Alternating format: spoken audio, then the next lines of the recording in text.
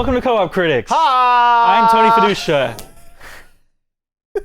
Every time. I know there's not going to be one opening that's like normal human beings. Every time it's going to be like, like deer in the headlights. Yeah. So, what are we talking about today, Tony? Today, every time I'm the one that says that, and you're the one that says it. You say it this time. You say, what are we talking about? okay. What are we talking about, Zach? What are we talking about? Oh, dang it. Well, today we thought we'd do a bit more of a loose discussion about AAA games and how the games that we're interested in have definitely changed. Right? Yes. Oh, yeah. Yeah. We had games like Super Mario 64. We had Star Fox 64. 64. We had a lot of 64 things. And like, or like Silent Hill came out. Resident Evil, all over the place. Half-Life came out around then too. Yeah, and so games were just booming, and so Yeah, well, it was also like the introduction of the 3D era, and like yeah, everyone was trying to break new ground and make awesome stuff. yeah. And after the video game crash of 1983,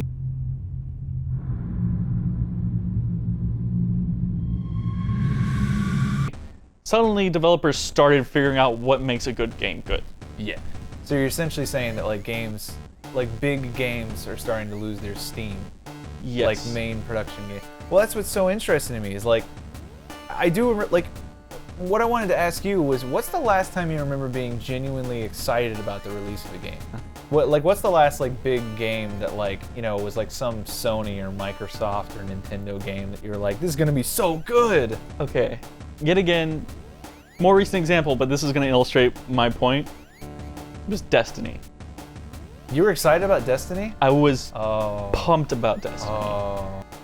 They made a lot of amazing promises. Like, this looked like this was going to be like Halo just on steroids. I thought it was gonna be like a big story-based MMO shooter. I mean, that's basically the genre they promised. And to some degrees, they were kind of successful, except the story part, just not even being there at all. But In a world where people shoot each other a lot. that's, yeah, that's basically the game. So, like, Borderlands is a better story. but yeah, so they promised all these sort of things. I played the alpha and the beta, and I was like, oh my god, this has so much potential. You know, there's all these different weapons. There's this map, but obviously we're just seeing like a cross section of what like the Earth map will be like. No, that's the entire map.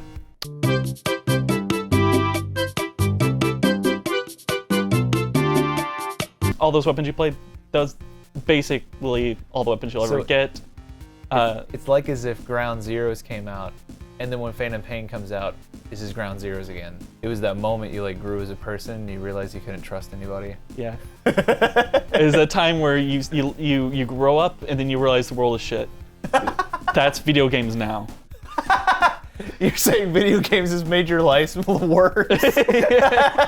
You're like, I hate video games. These games. I've now circled around to like the generation behind us that thought video games were trash. No, Right. no, I don't think that at all. But like, Well, it's funny. mainstream's like that. Now that like I'm seeing like indie games, and like once you start playing those games and start realizing like, oh, there are people who are actually trying to make fun, like really interesting video games, you know, like what Braid was. Yeah. You know, like a lot though. You know, like every time I download like an indie game, it's more interesting and exciting than like I have like The Witcher 2 and I booted it up for 5 seconds and I was like, what is happening? And then I stopped playing. Yeah. I guess like the lure of having like graphical upgrades are no longer interesting to me, and it's only started to recently occur to me that not very many people are trying to like take advantage of new technology to make games good at all, except for maybe some daring people like indie developers. It's like now I don't know what to be excited about anymore. Like Phantom Pain looks exciting because that's like a, you know, that's like a well-made game by Hideo Kojima, and he's trying to like do new and interesting things and make it fun. But it's like you see games like all 70,000 Call of Duty games and like Battlefield Hardline, like that looks like a step backwards from what they were doing. Like I don't what's the appeal? What are we supposed to like anymore? And it's not just me being cynical. It's like when I was a kid, like, games were coming out and it was like, games had new and interesting ideas. Like, I mean, Majora's Mask came out when I was a kid. Yeah. I mean, that's like Majora's Mask is like awesome. How come no one makes games with like time looping scenarios anymore? That's like a cool concept, but no one does it. They're like, no, we need really stupid things to lead the player and handhold them throughout the entire game. Mm-hmm. No, I feel like consoles have been. Sorry if I interrupt. No, go ahead. No, okay. No, I wasn't. I feel like consoles. So you had 3D generation. Is that a good term? Sure, yeah. Sure. Okay, 3D came out. All right. Amazing. That was something to look forward to. That was the reason to buy the PS1, then 64, stuff like that. Makes sense. PlayStation 2, GameCube, stuff like that comes out, and now basically 3D stuff again. So it's, I guess, similar gameplay. Some differences. Trends are starting to form.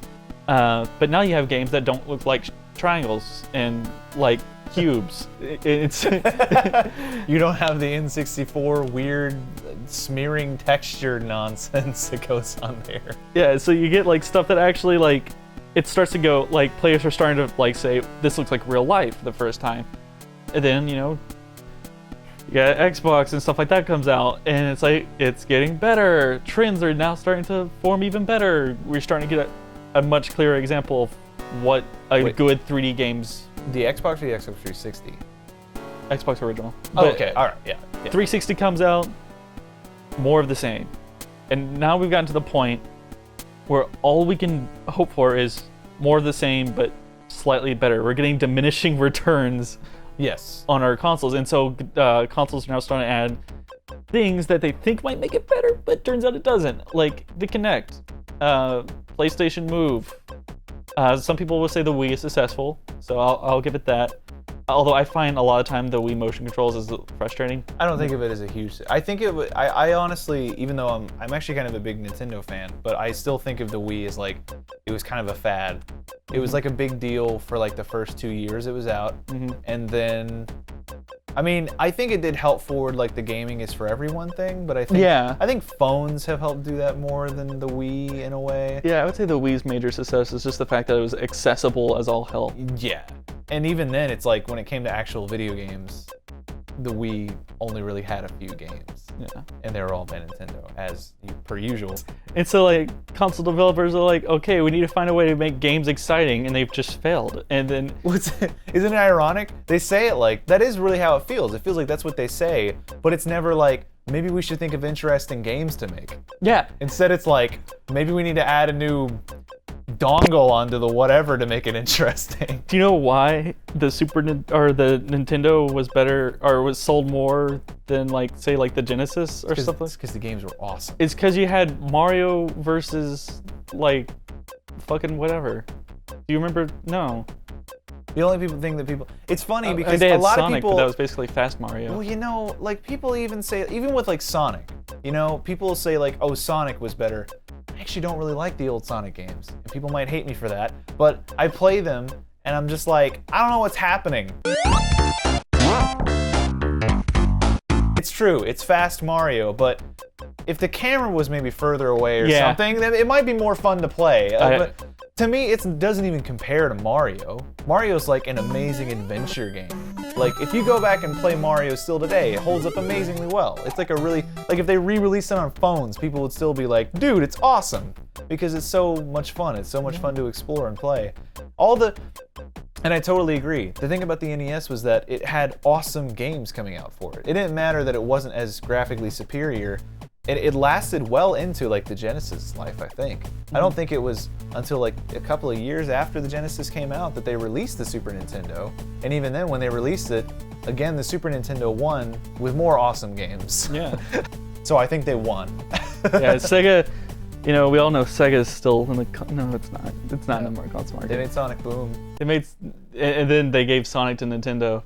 Let's see how that turned out. Well, actually, Who won that? Sonic Boom actually was after they gave it to Nintendo. Oh, they did? Oh, so guess who makes better games now? Yeah, you're continue with the consoles and So, how they suck. so Xbox One and stuff comes out, and like Xbox One's like, ooh, it's a TV, it's an entertainment system. It's like, no, you failed. You have failed. You've gone full circle back to the Nintendo. You have, in a bad way. You have made it so that you've just given up on games as being good enough on their own to be interesting to sell a console. If you want to like make games that are relevant, or you want to have a successful console, you have to make something that's either just plain amazing or groundbreaking, and nobody's doing that. No. And that's what's funny is like I don't get why people like Jonathan Blow, who's making The Witness, why that's not becoming like a bigger, or like the guys who are making Last Guardian. These are some of the games that we've talked about that we were excited about that are coming out. Yeah. Like, you know, there's the Phantom Pain. You were interested in Dark Souls 3. The Last Guardian, which is the guys who made Ico and Shadow of the Colossus, is coming out. But those are the only few like big budget games that are coming out. But other big budget games are things like, you know, there's gonna be another Battlefield, there's gonna be another Call of Duty, there's gonna be another Halo, I think.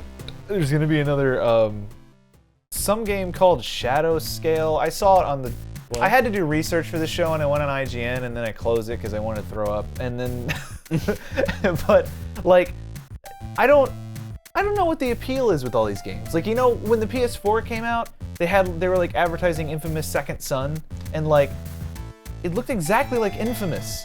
Like, and it was worse. It was boring. Yeah, people didn't like it as much as Infamous 2, which came out several years before and was on a less impressive system.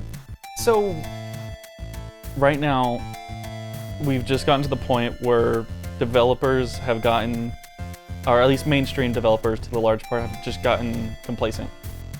I think that it's like maybe the environment has changed, and now like people have an easier time being creative and getting to do things in like the indie market, where, you know, it's like, you know how like many hundreds or thousands of people like worked on probably like Battlefield, whatever, you know, like, do you think there's one guy who gets to actually design the levels?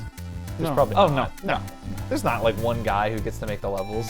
Do you think there's some dude like who was inside EA and was like, hey, maybe we should make it where you can like jump over that box and then you can go into like a different level? Doing what they do to that guy? What did he do? They go over to him, they put a bag over his head, they put him in they shoot him and put him in the dumpster. That's what I imagine what it's like working at EA.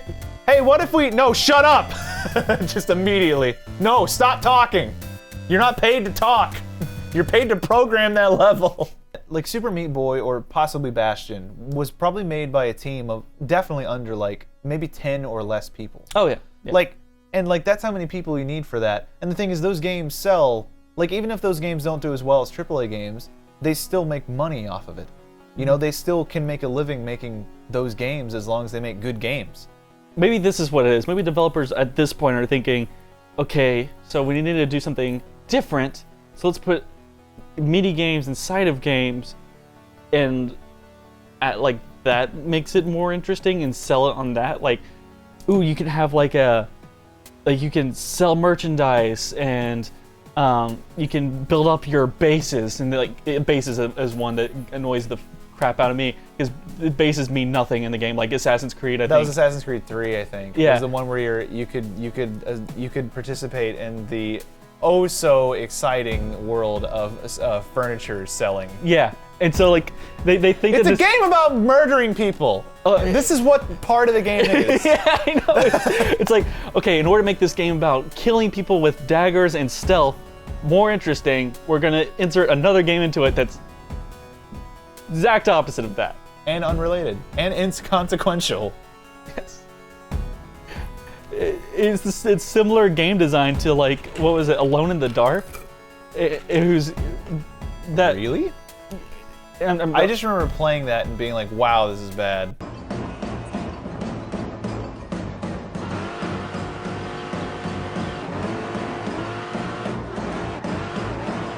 Yeah, like, in terms of the one of the biggest features of that game was the fact that you can skip the game. I'm not even kidding. They hyped it up. They knew. Yeah.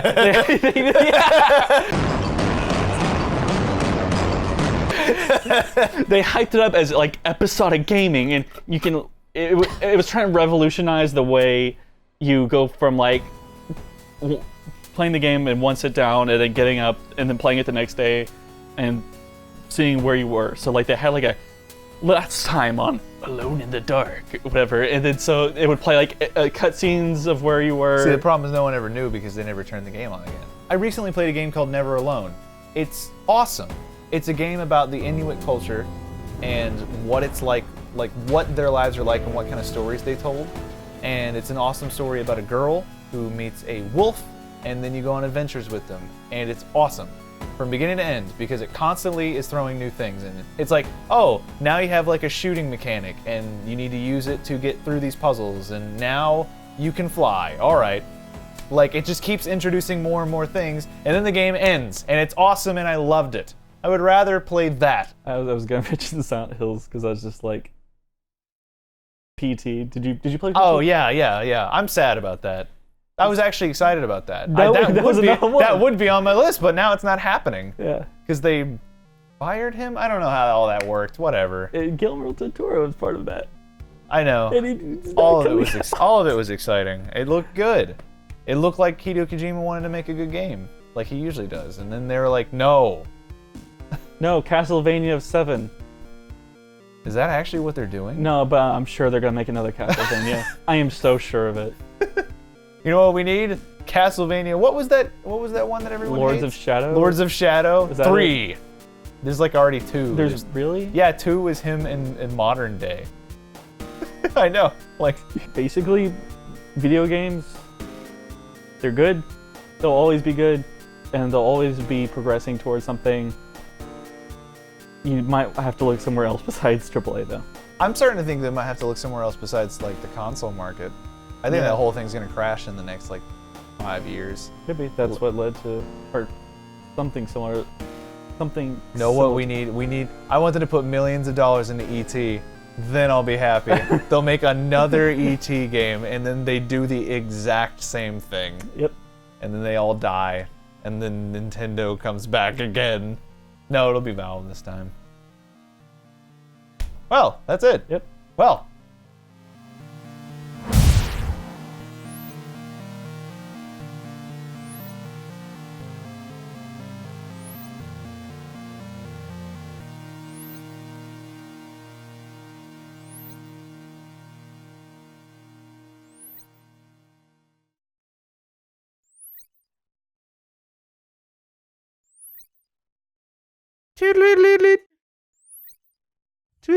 I don't know how Twitter works.